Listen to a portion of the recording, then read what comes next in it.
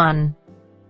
You will hear a new student, Stefan, talking to an assistant, Anna, at the student union about his membership.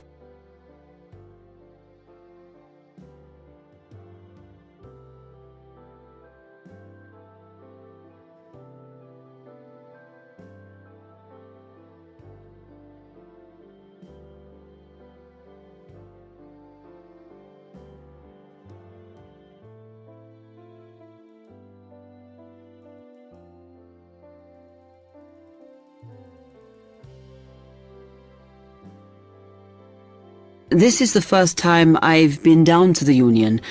I'm a new international student, and I just wondered what to do. Oh, right. Well, normally we ask international students to fill out this form, and we put your details on the wall by reception. Then other students can contact you. It's a way for everybody to get to know each other.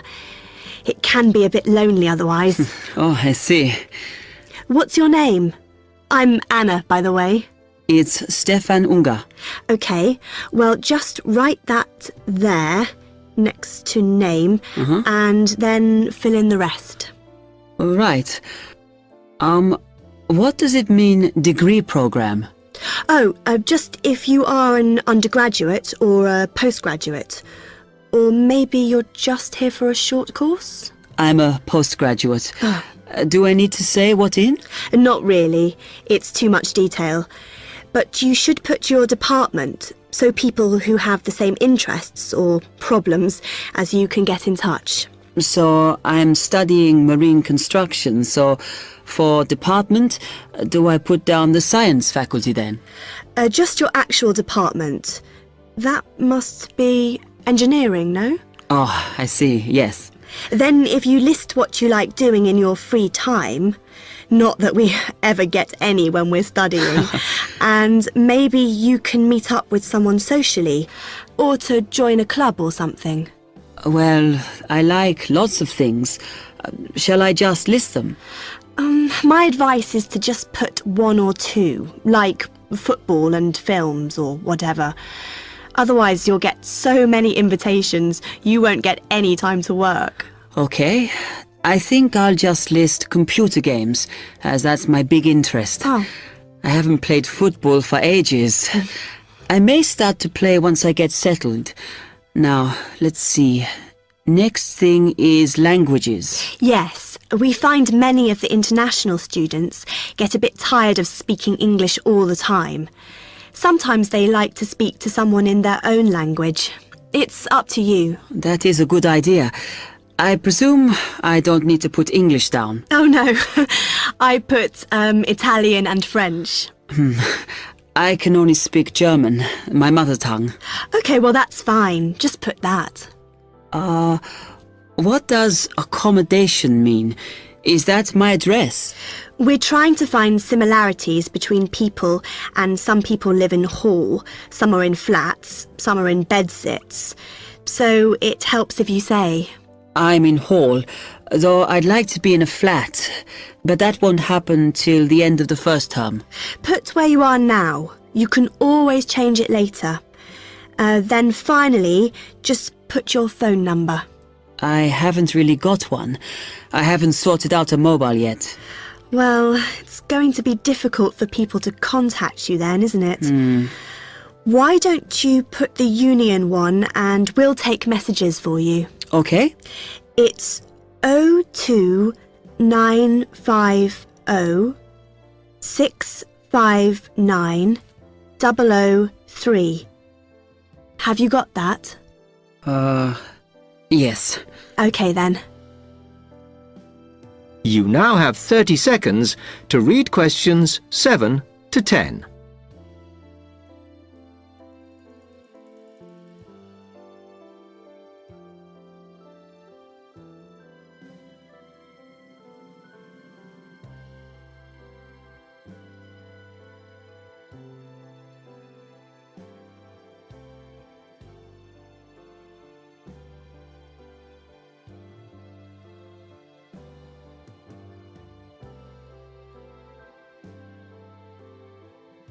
Oh, I had a couple more questions about the services you've got here.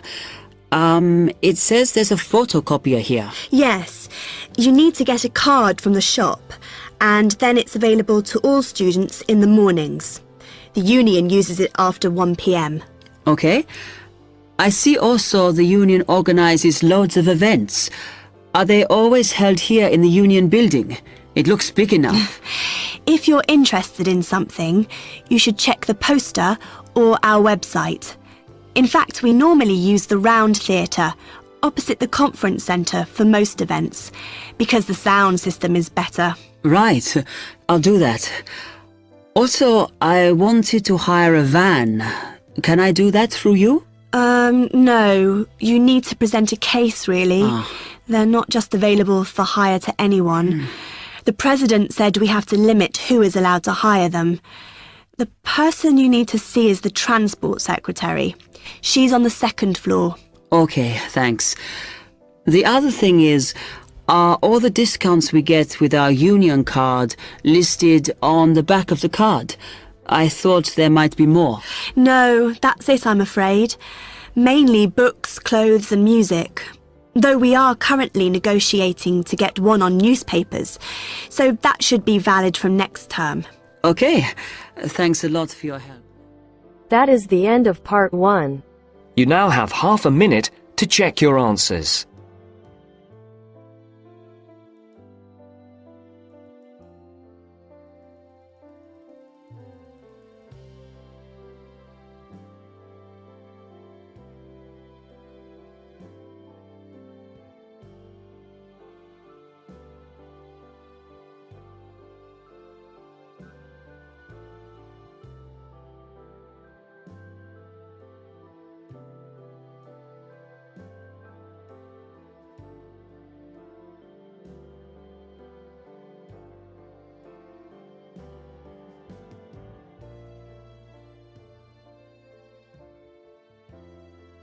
Now turns to part 2.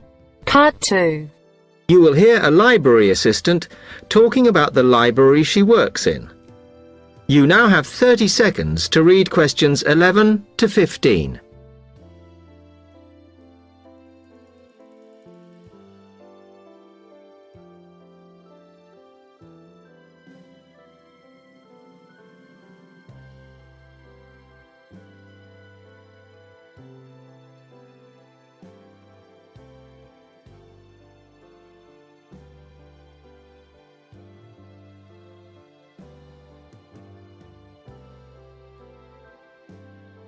Hi, can I help you?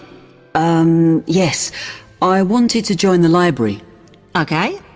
First of all, let me show you around the library and explain a few things for you. Okay, now we're here at the main entrance. You can see the reception, which is where you bring back and take out books. And also, we can order books and answer your questions there.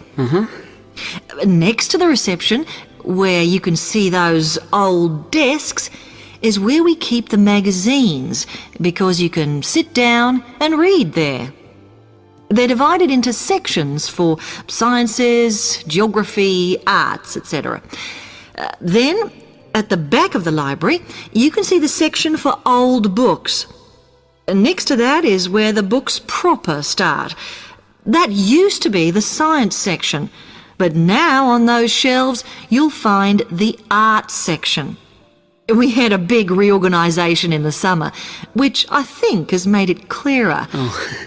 The numbering is standard, so you should be able to find what you want quite easily. However, if you can't find something, it probably means it's been borrowed. Okay, then in the corner next to the reference section is where we thought it was quietest and away from the phones and printers and things, so we've put the study desks there. They all have computer access if you need it for your laptop. We do ask that you don't just read magazines there, though. Okay, then there's the reference section, where you can look up the files. Then, as we come back to the main entrance, is the next section, where we used to have the languages. It got very busy and noisy, so when we moved everything round, we decided to put the law books here. Also, because it's a smaller section, it fits quite well here. Okay then, we're back at the main entrance. Over there, by reception, there's a door that goes to the extension. And we have further sections, such as languages and study desks through there. So you could have a look round when we've finished.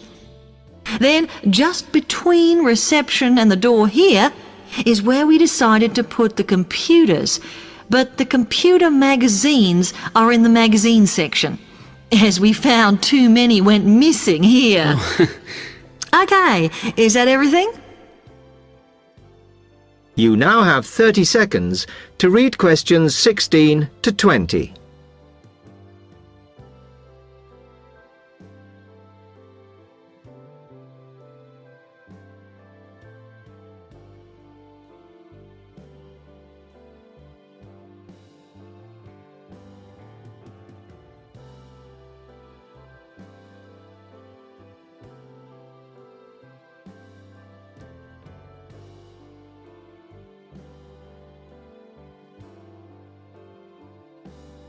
That's great, thanks.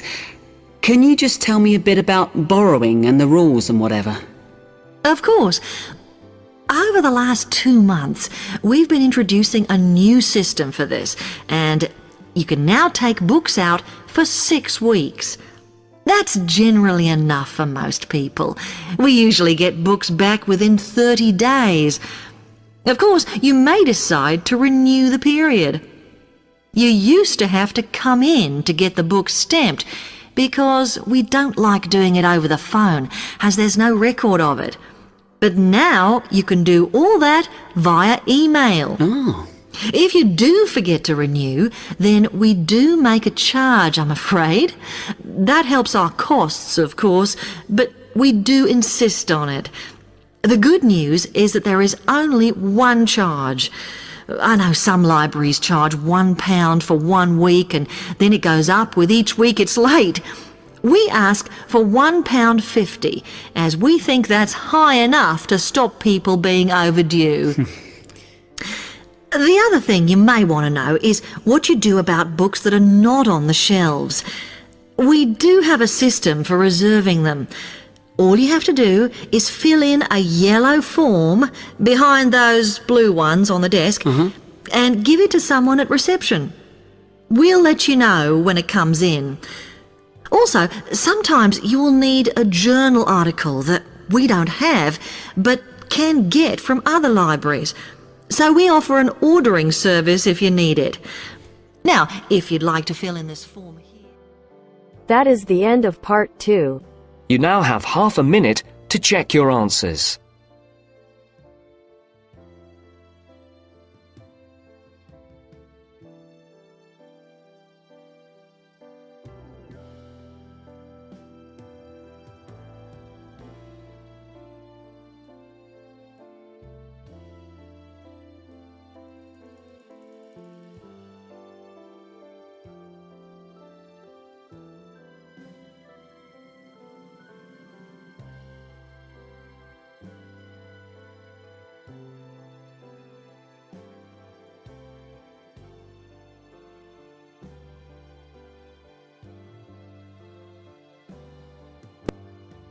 Now turns to part 3. Part 3. You will hear 2 students, Ramil and Kirsten, discussing presenting a paper at an architecture conference. You now have 30 seconds to read questions 21 to 28.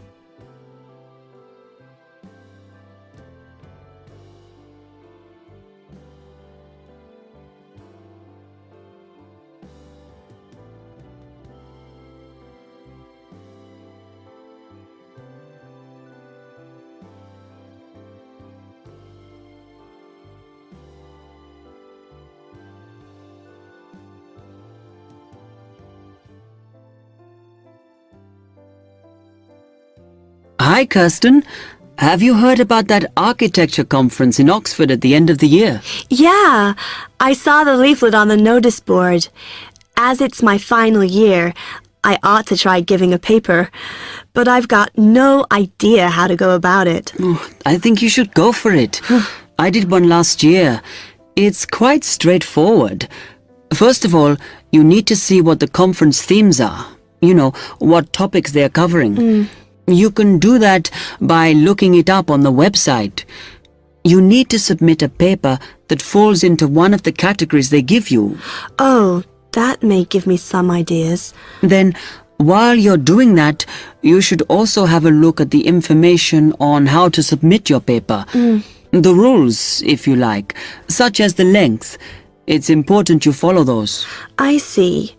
And then I suppose the next stage is to start writing it up.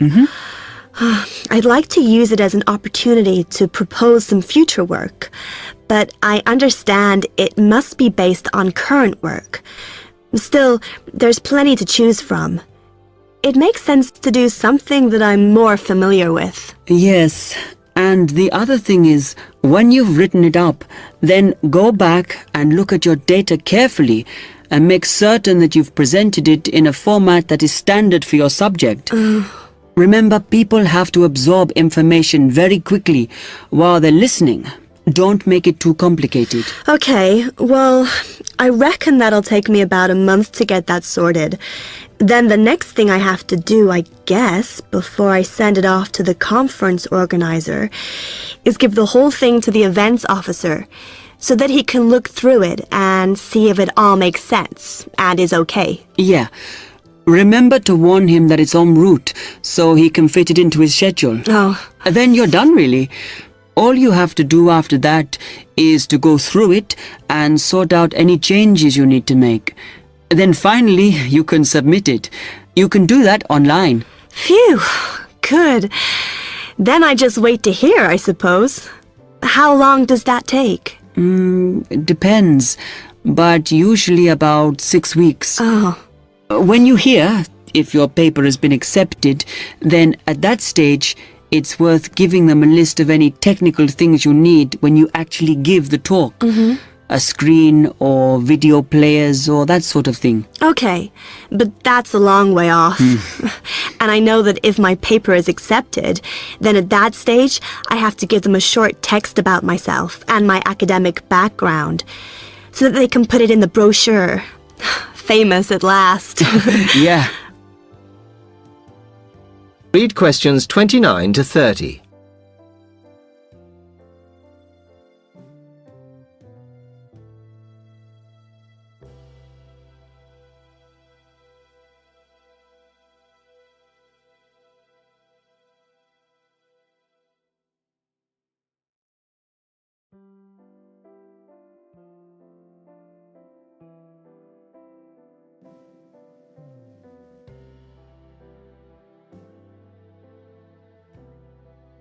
Right, well, I've got to get a couple of things sorted if I'm going to get this paper completed. Have you got enough data? Possibly. I'd like to reinforce some of it, though, so I thought I'd send out some more questionnaires. I was looking at that thesis that Angela wrote last year, and she said you need a sample of over 100 to be sure of your results. I think some of this year's postgraduates are doing some of the same stuff as you on buildings. Why don't you talk to them? I'll end up getting confused. It would be more useful for me to actually go out to that site by the rail bridge to see how they're building the new factory. Oh. I managed to get hold of Professor Barnett at London University, and he said I should go out and take pictures. I'm pretty busy, but I'll have to make time. Anyway, what about you? What are your... That is the end of part 3. You now have half a minute to check your answers.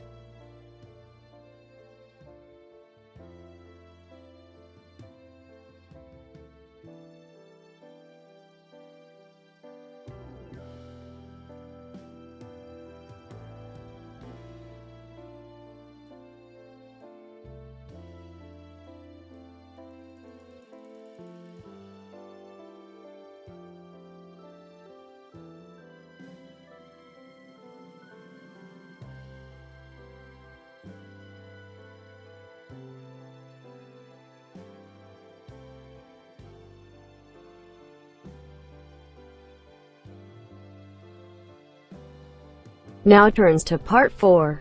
Part 4. You will hear part of a lecture on the current and future use of mobile phones. You now have 30 seconds to read questions 31 to 40.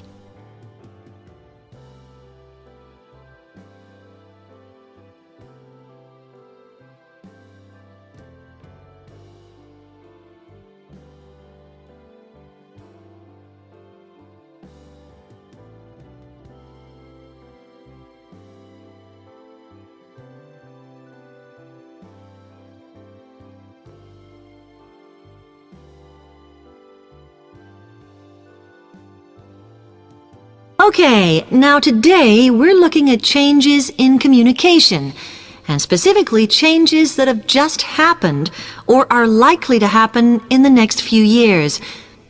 Key to this is the mobile phone, which is increasingly being seen as an all-purpose system rather than just a phone. If you only use your phone for texting and making calls now, you will be amazed at how you'll be using it in the future. The technology has been developed for a range of other uses.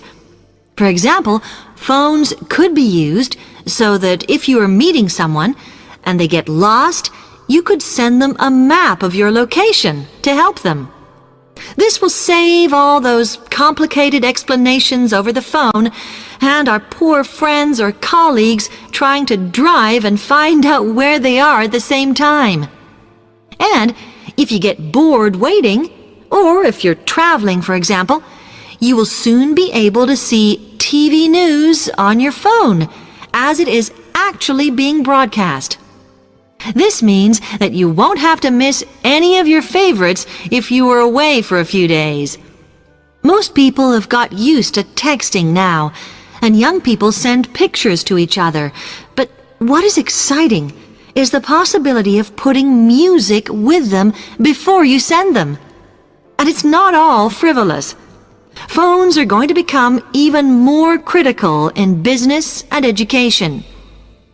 Some recent developments have a highly practical usage. So, for example, as lecturers, we will be able to send everybody a text to let them know if lectures have been cancelled. And the new phones could have a further use in education, as well as business, as they will enable us to go to any destination, such as when we are doing a field trip, for instance. And from there, to send data directly to a computer so that we can access it when we get home. This means we will no longer be limited by what the phone can store. And it's interesting to look at the different ways that men and women use phones now, as that does affect how the technology will develop. Some research has been done on how people use phones, and some of the results are surprising. One of the increasing usages of mobile phones is to get all sorts of data, such as phone numbers, the weather, train times, etc. And while there's been an attempt to set up connections with things that women might be interested in accessing, it is overwhelmingly men who do this. But what about the traditional use of a phone? To speak to people? I suppose we would predict that it is mainly women who use phones as a method of contact for friends and family, but, in fact, the genders exploit this facility equally. I've spoken about the increased business usages that phones will offer, and I suppose we would associate this usage with men.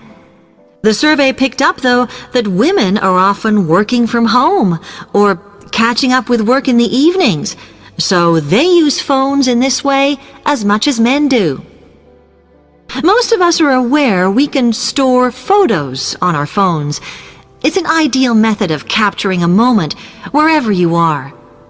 Women tend to be the group that keep photos on their phones, but it seems that men use their phones to actually take pictures much more than women do.